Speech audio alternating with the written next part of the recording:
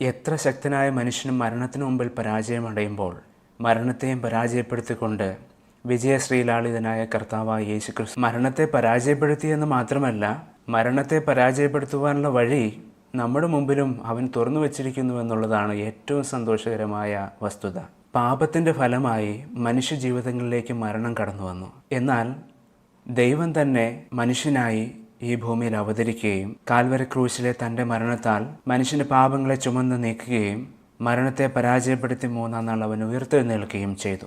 ജീവിതത്തിലെ പാപങ്ങളെക്കുറിച്ച് അനുദപിച്ച് പാപത്തെയും മരണത്തെയും പരാജയപ്പെടുത്തി പാപപരിഹാരത്തിനും നിത്യജീവനും വഴി തുറന്നിട്ട കർത്താവായ യേശു ക്രിസ്തുവിനെ താങ്കളുടെ രക്ഷകനും ദൈവവുമായി അംഗീകരിച്ചുകൊണ്ട് ക്രിസ്തുവിനാൽ മരണത്തിനുമേൽ നിങ്ങൾക്കും വിജയികളാകുവാനായിട്ട് കഴിയും. ഇപ്രകാരം യേശു ക്രിസ്തുവിനെ താങ്കളുടെ രക്ഷകനും ദൈവമായി അംഗീകരിക്കുവാൻ ദൈവമായ കർത്താവ് താങ്കളെ സഹായിക്കുമാറാകട്ടെ.